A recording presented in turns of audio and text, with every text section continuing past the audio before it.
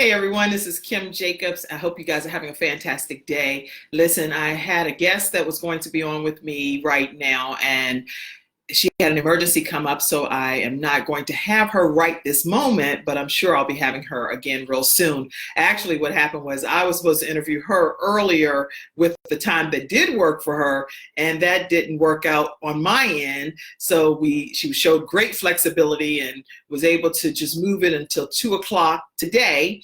And now we're able to connect, but now she genuinely has an emergency that popped up. So guess what? You guys are stuck with me. You're stuck with me, Kim Jacobs, the Balance Doctor, and I'm excited because I get the opportunity to come on and let's talk for a little bit. There's no rhyme or reason right now about this Ask Kim segment. What this means is an opportunity for you to type a question in. You can even inbox me with your question. I actually probably can't see it on inbox. So type your question in, and if you can type it in and let me know what it is. If you have my cell phone number, you can go ahead and text me a question. I may can see the actual text message as well. But let's just have some free flow conversation, especially pertaining to how to balance different aspects of life. Right now, with the whole coronavirus taking place and the outbreak, it's at pandemic proportions.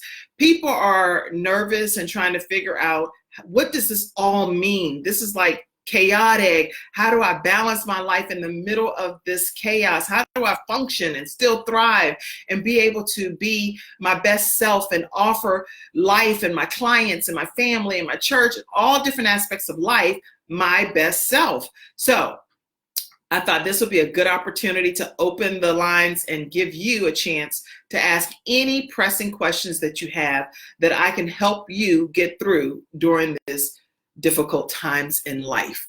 So let's go ahead and get started. Does anybody have a question? I hear people often ask me things like, Kim, how do I balance being able to manage my time and prioritize my time? That's been a big question that I've gotten quite often. And what I always recommend that people do is officially carve out what you want to accomplish during a set period of time. And when you do that, you want to prioritize it so that you get the maximum amount of accomplishments out of your day. So, for example, if you say, I have 10 things that I need to get done today, well, you may not get all 10 of them done. So you may need to put the top 3 things that have to be done a given day. And then those 3 things, accomplish them. And if something is still needing to be done, transition it over to the next day so that you now put it as a priority on the next day. So that's one way that I get quite a few things accomplished in a given day. I prioritize what needs to be done. And somebody asked, are lists helpful? Yes, I'm glad you asked that question. The answer is, for me, a list is very helpful. Without a list, I simply just can't forget it. Actually, I end up forgetting some things that I know need to be done, but because I didn't have it written down, then it just slips through the cracks for me. Now, not everyone likes to operate on a list, and I've heard many entrepreneurs that are highly successful say that they don't operate on a list, and a list means that you're lower level in their opinion. So it just depends. It's a different school of thought depending upon who you're hearing it from and what works best for that person. There's no magic formula when it comes to being able to say that you must have a list, and if you don't have a list, then you're not going to be successful. Or if you have a list, that you're going to be successful. For me, a list works best because I get the chance to say, this is what my to-dos are, and not even to-dos, these are what my must-dos are. And I go through and I get those things accomplished because I have them in the forefront of my mind and right there on paper or on my electronic devices. Anybody else have any questions? So I see several of you that have joined in, and I'm glad to have you all on here with me today. If you have a question, I see people are also reaching out to me via phone. You can definitely ask me your question, and I will answer your questions as well. Also, what I'm going to do is let me get one quick thing, because I will go to my own book that I've written as a guide as well. Hold on one second.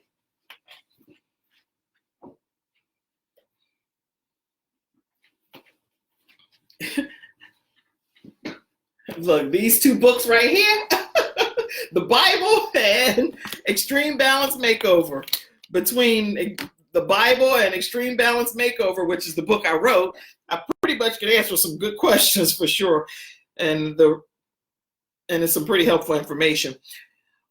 Right now, when people are home and you're trying to determine if, how are you going to function and be able to balance this thing called life, I'm a big believer that there is no magic formula when it comes to balance. When it comes to balance, there are things that are going to work for your household that will not work for my household.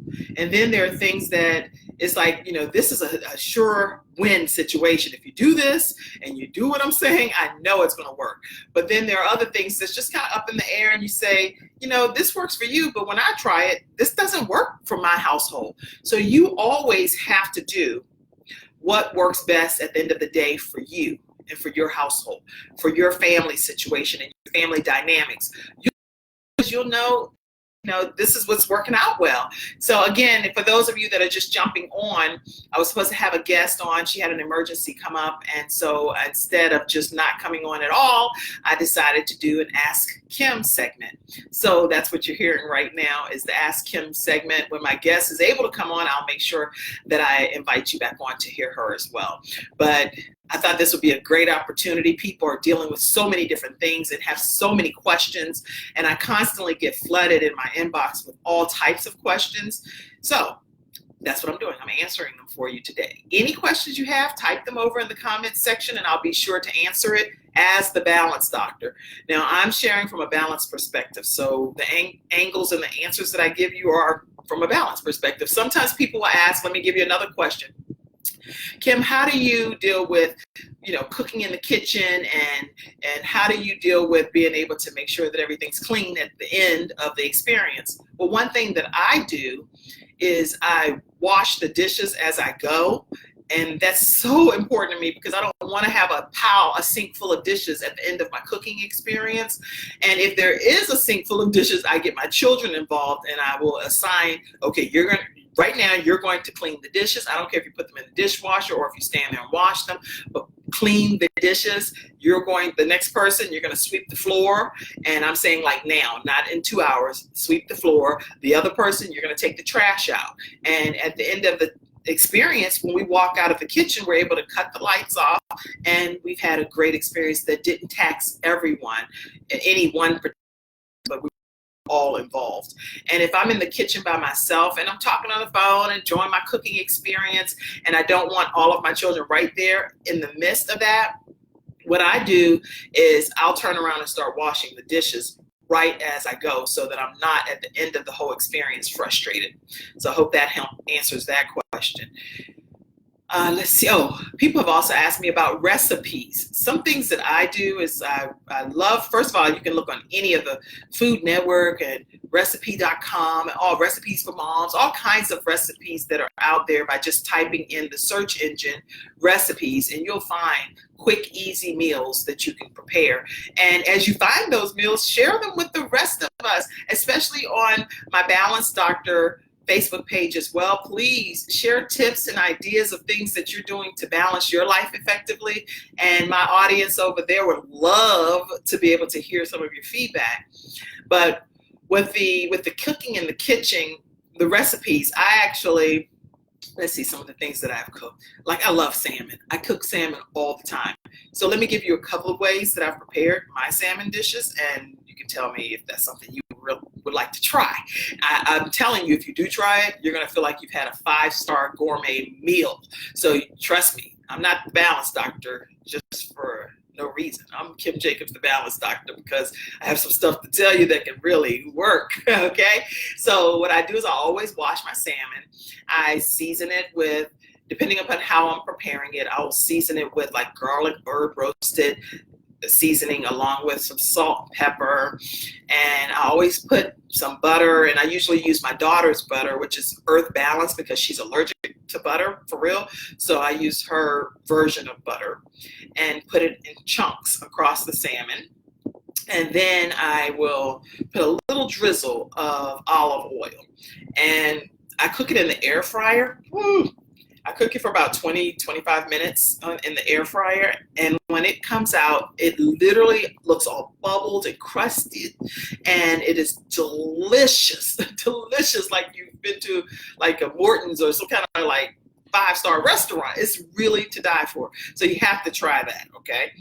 Let's see. Another way that I prepared my salmon, which I love, is the sweet version. And that has like a sweet / tangy, zesty taste to it because I'll put your salt, pepper. I'll put a little bit of brown sugar, or if I don't have brown sugar, I'll use a little bit of regular sugar. I'll put my butter, and I put a little drizzle of, not a little drizzle, I don't know measurements in that regard. What I do is I just season it to my liking. So I'll put some pure maple syrup, or if you don't have pure maple syrup, just use regular syrup and put it on there, and then a little bit of soy sauce. So when I prepare my sweeter version of my salmon, ooh, girl, young man, I'm telling you, it is incredible. Lots of love coming through my kitchen to the plates. When my family tastes that, they're like, this right here is something to write home about. And I'm checking my messages to make sure too, because people are sending me different questions. And if you have any questions and you're on live, feel free to go ahead. Oh, am I missing some questions? Okay. Comments. Okay. So make sure if you have questions, you type them right there. This is Ask Kim. I'm Kim Jacobs, the Balance Doctor, and it's just an Ask Kim segment. So you can ask me any questions that you think would help you better balance and maintain your sanity in your life. How can I help you? This is what I'm here to do. I'm here to serve and to provide you with some valuable feedback that I know can help change your life. Okay. So make sure you don't go without asking your questions. And let me go through and talk about some other things that people have asked me over the years. Let's see. Because then when I wrote my book, a lot of the questions actually came from people asking me these questions, and I put the answers in the book.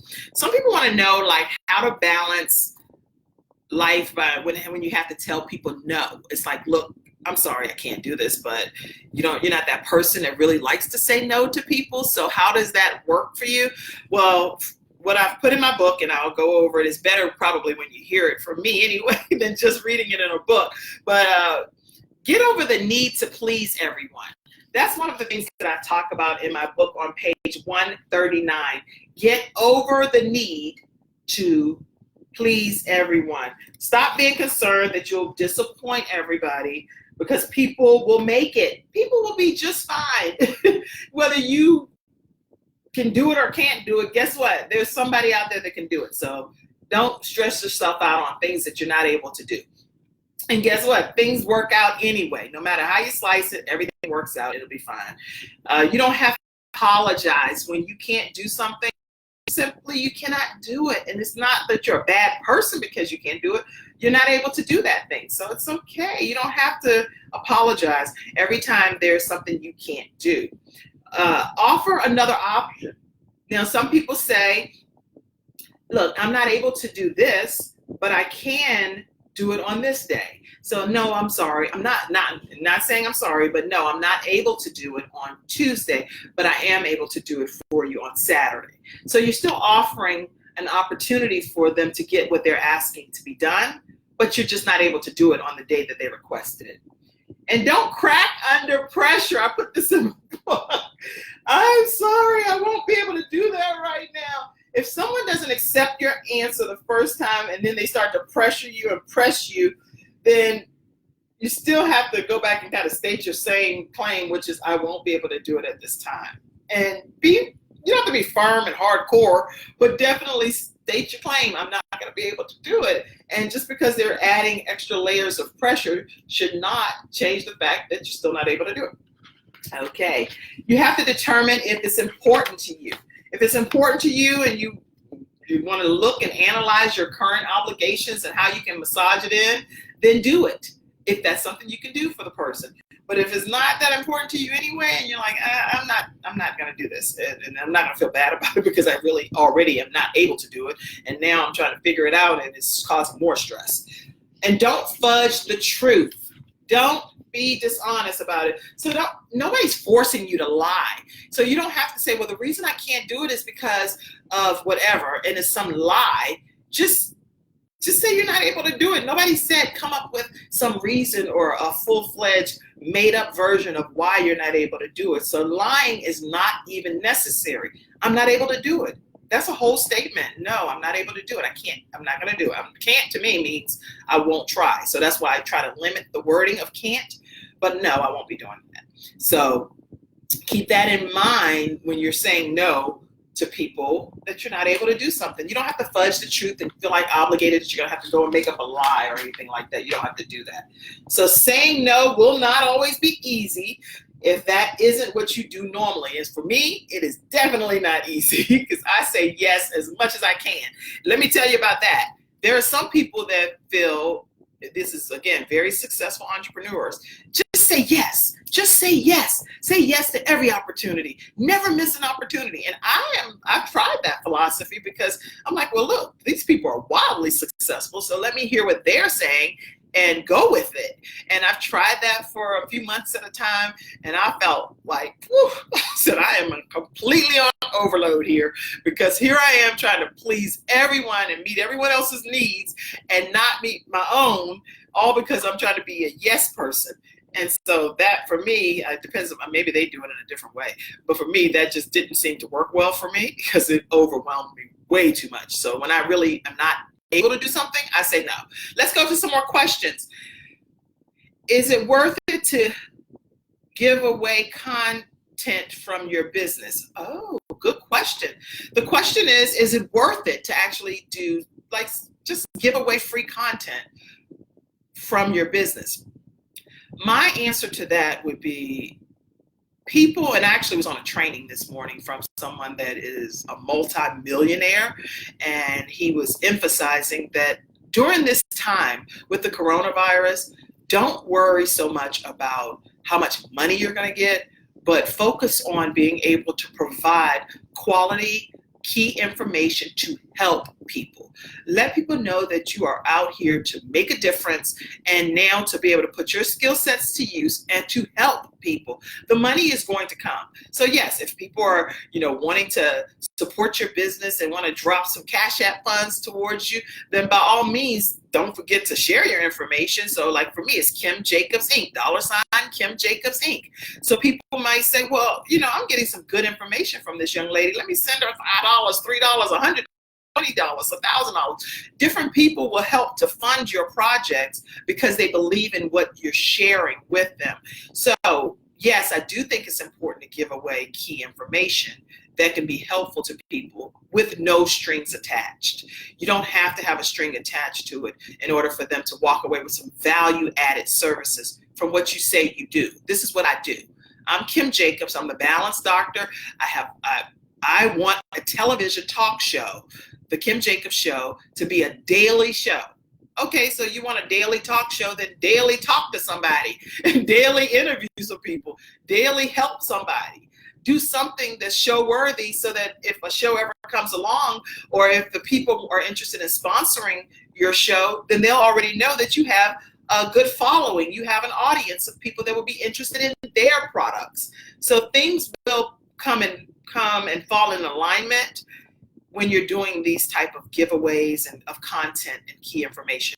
I'm giving you information right from the book that I'm actually selling. My book is $14.99 on Amazon and $9.99 for the whole coronavirus 33% off thing that I've been doing.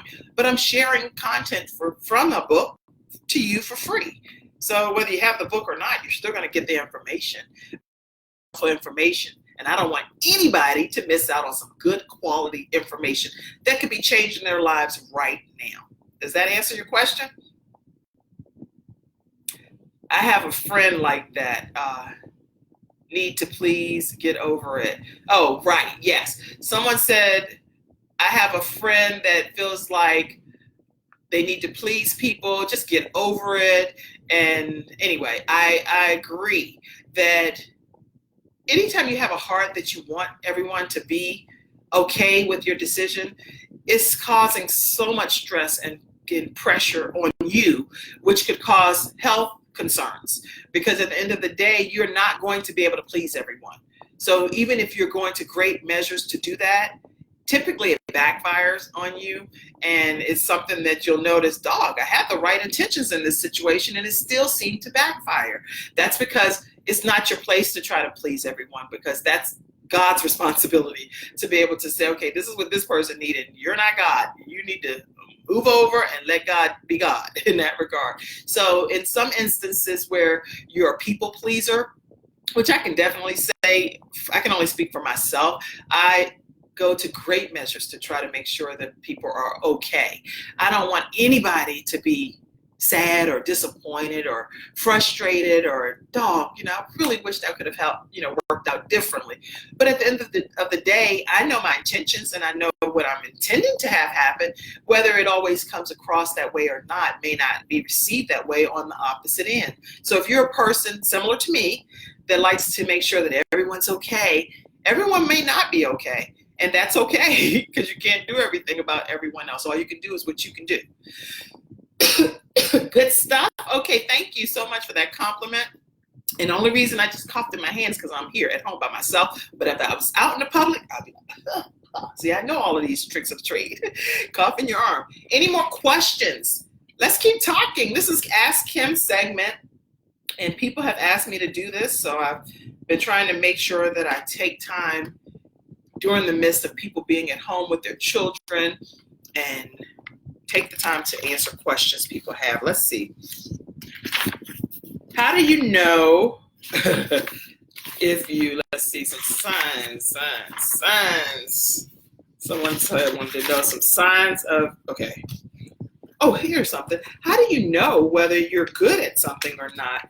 And how do you know what to really focus on was one of the questions that was asked. And one thing that I always say is ask some friends of yours. If you can ask several of your friends to share 3 things that they think you're good at doing, you'll be able to soon identify what it is that you're gifted at accomplishing. So for example, I'm forever reaching out to my friend Sean and to Cassandra and to several people in my friend circle that I'll just say, hey, tell me what you think about this. My mom, I always ask my mom, how does this sound? Does this sound like something I could do? And they're very candid and honest with me about their feedback, which is helpful to me. My friend Tanya, girl, Tanya is from back in my younger days, but she's like, Kim, no, that doesn't sound right. Tyra in New York, Tyra is like, no, Kim, that's not going to work. Elisa will tell me in a hot minute, no. I don't know where you came up with that, but that's not going to work. So you have to have people around you that are willing to be honest and transparent and that will say, this is what I believe you're good at doing. People come and ask questions about this. Let's try to cultivate that and see how you can make that become something better and bigger for the community. So find out from your friends what are 3 things that they feel you're good at doing.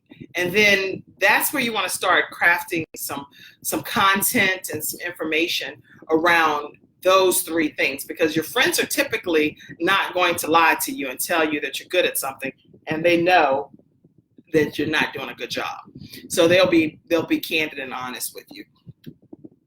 You want to compare those top 3 things that you said about yourself to the 3 things that your friends ended up telling you. And then from there, you can start working on some daily things to say, people come to me and ask me advice about this. So for me, for many years, people would ask me about children, about marriage, about advice on church and how to balance family and career and work, dealing with kids' extracurricular activities and ministry. So I constantly got asked these questions. And over the years, I was like, okay, so this is something that people always seek advice from me about. And that helped me to identify some of the things that I felt I could bring to the atmosphere, or as people say, to the universe. I believe that it's my part of my desire and my purpose is to help other people. And actually, I'll reveal this to you, even as a child, it was already heavily imparted into my spirit that I would impact the masses. I didn't know how that would happen, but I knew as a child that some kind of way I would be helping people. And so many people would be asking me advice that were much older than me. And I was like, why are they coming to me? I'm a child. I mean, I don't get it. But guess what? It really continued to go along with what God had put in my spirit as a child. And even growing up where I was growing up in the inner city, in a very bad housing project, is not cute at all, but the people had love in that community, and we all rallied together as like a family. Everybody in the neighborhood, you could not tell us that we were not all one big family in this housing project. And that kind of stuff helped shape who I am now, and the compassion that I have for other people. I don't want to see anybody suffer. I want everyone to have the very best that God has intended for them to have. So let's see, any other questions so far? Good stuff. Thank you. I want to make sure that I'm answering your questions. This is the Ask Kim segment. And so as you come on and you're thinking of some things that I could help you with, it may be regarding you individually. It may be regarding you and your family. It may be regarding, sometimes people have asked me, let me give you another example. Somebody asked me about dating after divorce. Now, some things it requires me to do a lot of research because I may not walk in those particular shoes. So I still can provide answers, but it may not be from a personal experience. So one of the things, let me give you some examples that I put for dating after divorce. Let me find that, if I can find that page in my book too, because this was one thing for sure that I have a huge problem with is when, let me see if I can find that. I know I have it in my book, but anyway, I already know it off the top of my head because I'm the one that wrote it. One thing that I really, really have a problem with is if somebody is divorced and you have your children calling the new person uncle somebody. I'm like, that ain't nobody's uncle. What in the world? I'm not going to have my daughter calling some man Uncle Ray. No, that's not his name. And on top of that, he's not your dad. So I'm not, no, this is just too much. Whenever somebody is going through a divorce situation and now they're back on the dating scene, my advice is definitely do not have your children, your young children, calling that person uncle. And I don't even know where that philosophy came from to start calling somebody uncle that you're dating after you've been divorced and now this new person is in your life and now you have your young child calling them uncle. Or even worse is sitting on the man's lap and you're just starting, you've only been on a couple of dates. Let me lean into the screen. You've only been on a couple of dates with this guy after being divorced, and now your daughter is sitting on the man's lap. And why?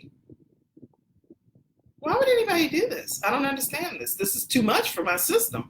And so, no, I definitely do not think that whether it's a young boy or a young girl should be sitting on the new dating partner's lap and you just recently started dating this person. It's not like they're the stepdad now. Now, if this is stepdad and he's a part of the family now and he's fitting in as we're one big family unit and we're lockstep and we're not, we're considered one unit because we're now remarried and things like that, that's different. Now, of course, the daughter and the son can sit on their new dad's lap and hey, we're all one big, huge blended family. That's not what I'm talking about. I'm talking about a person that's gotten divorced, they're on the dating scene, and they bring the date over to their house, and then they leave and say, okay, I'm going to run some errands while I leave you here with my daughter.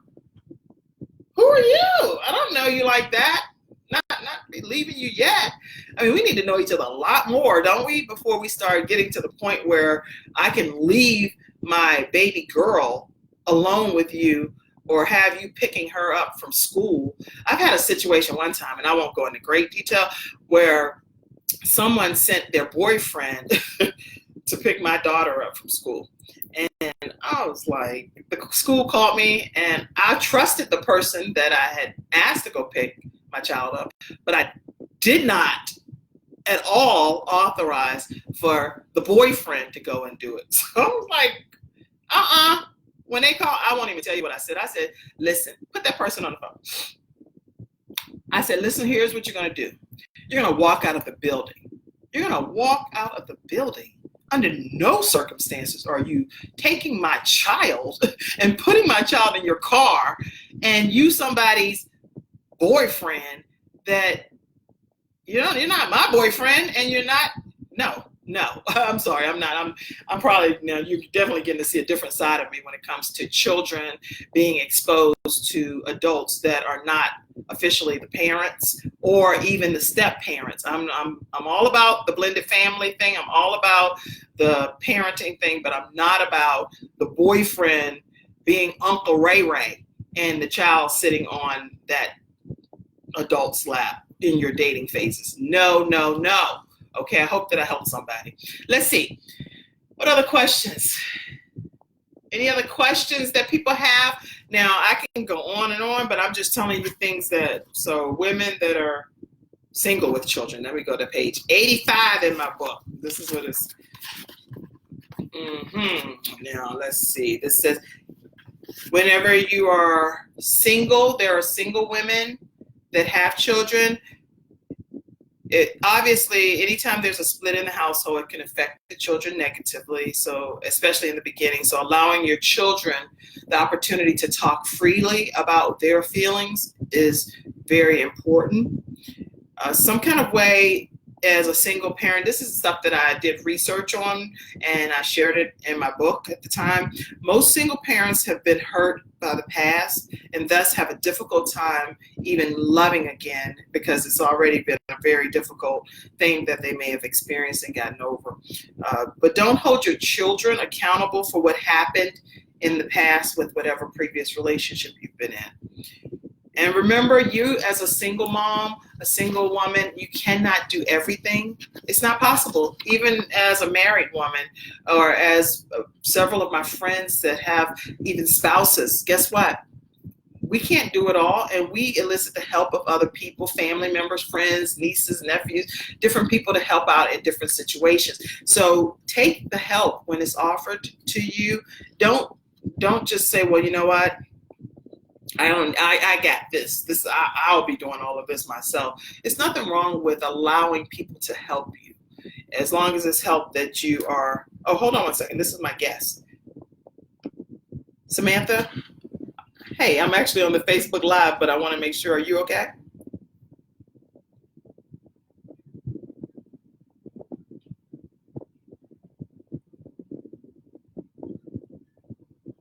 Oh, okay. Well, let me disconnect from. Hey, guys, I'm actually right here on the call. Yes, I'm on the call with my guest, Samantha Benson, and everything's okay. And so I'm going to disconnect from our Facebook Live and bring her in and make sure, there's a lot of you on here right now, make sure that you come back on and hear from Samantha Benson, and she's going to be my guest in a few minutes, and she has some great information to share with you guys. Okay. All right. So we'll connect. 1 second. So make sure you guys jump back on whenever I bring her in. I was just doing the live just because I was like, oh my gosh, my guest, she's not here right now. She had an emergency, so I'm praying for her. But I'm grateful that everything's okay, and she wants to go live. So I'm gonna, guess what? And I want to be a talk show host. So guess what I'm gonna do? I'm going to disconnect and come back on with her on the screen, Samantha Benson. If you have questions, she is actually a licensed insurance advisor and talking about final expenses. So come right back on in a few minutes and you will see me on with her. I hope this helped somebody. I really do. I'll be doing more Ask Kim segments. If you find this to be good, you can go to inbox me questions, and I'll already have the questions, and I'll come live and just start answering the questions on my Ask Kim segments. God bless you all. Subscribe to the Kim Jacobs Show. Turn on your notifications right over on YouTube.